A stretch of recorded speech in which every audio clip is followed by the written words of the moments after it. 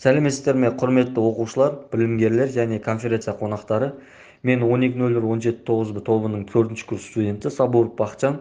Менің бүгінгі ғылыми шығармашылық конференциясына таңдаған тақырыбым білімгерлердің WorldSkills Қазақстан ұлттық чемпионатына қатысып автокөліктердің шанағын жөндеудің әдістері бойынша өз қабілеттерін көрсету мүмкіндігі деп аталады.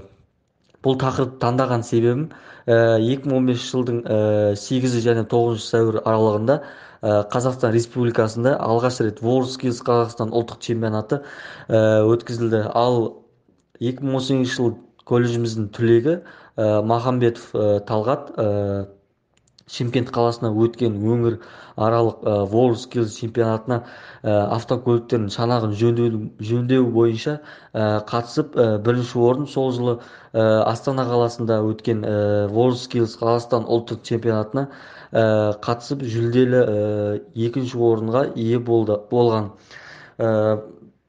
Ал мен Сабуров Бақытжан 2019 жыл Тараз қаласына өңірлік WorldSkills чемпионатына қатысып жүлделі екінші орынға ие болдым. Мен осы салада автомобиль көліктеріне техникалық қызмет көрсету, жөндеу және пайдалану мамандығы бойынша бітіруші курс студенті болғандықтан автокөліктердің шанағын жөндеудің әдістері кіші курстарға үйрету, жеткізу және WorldSkills Қазақстан ұлттық чемпионатына қатысуға насихаттауды өз міндетім деп санадым.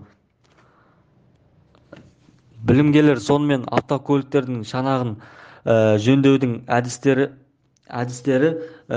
біз бүгін кузов жөндеудің этаптарын шлифовка және шпаклевканы абразивті металдар индасалармен және жөнделетін кузов бетін арнайы грунт дибермен грунттаймыз. Шлифовка және шпаклевканы міндетті түрде жасау керек. Олар кезекпен индасалармен орындалады.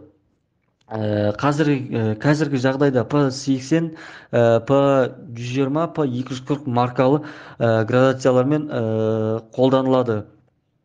Шлифовка жасауды бастаймыз. Әрине жұмыс арнайы киімде орнатылады. Рестораторлы тағамыз, аспапқа P80 градациясын орнатамыз және аспаппен шлифовка орындаймыз.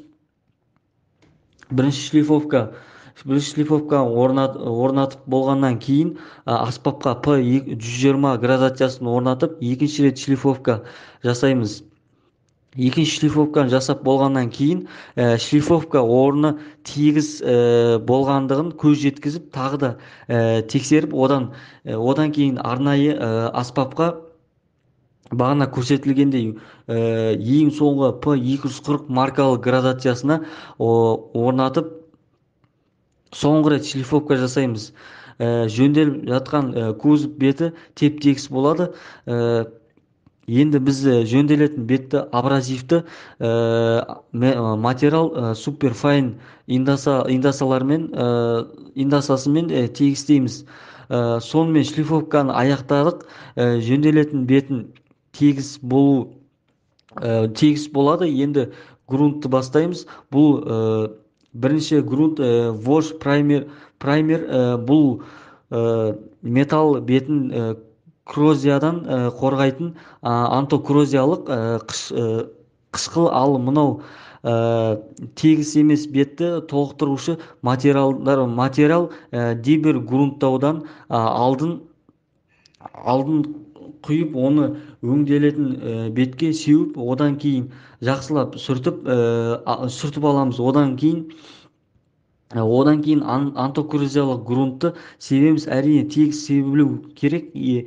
Ендігі кезекте толықтырушты аспапқа құйып аламыз және оны өңделетін бетке себеміз. Бірінші толықтырғышты сеуіп болғаннан кейін, екінші рет жөнделетін бетке толықтырғышты сеуіп шығамыз. Грунттау жұмысы аяқталды. Білімгерлерге сіздермен әрдайым кузов жөндеу бойынша өз әдістермен бөлісуге дайынмын. барлықтарыңызды WorldSkills Қазақстан ұлттық чемпионатына қатысуға шақырамын. Менің бүгінгі ғылыми шығармашылық конференциясына ұсынысым, колледжіміздің білімгерлер әрқайсыңыз өз мамандығыңыз бойынша WorldSkills Қазақстан ұлттық чемпионатына қатысып, өзіңіздің мамандық бойынша шеберлігіңізді дәлелдеп, колледжіміздің абыройын асқақтатуды ұсынамын. Ә, колледжіміздің колледжіміздің бүгінгідей аталы ғылым шығармашылық конференциясының күнде чемпионатты эстафетасын тағайын 12.01-18-9 тобына табыстап, оларға алдыңғы уақытқа чемпионатта жүлделі орындарға болуын тілеп қаламын. Назарларыңызға рахмет. Қош сау болыңыздар.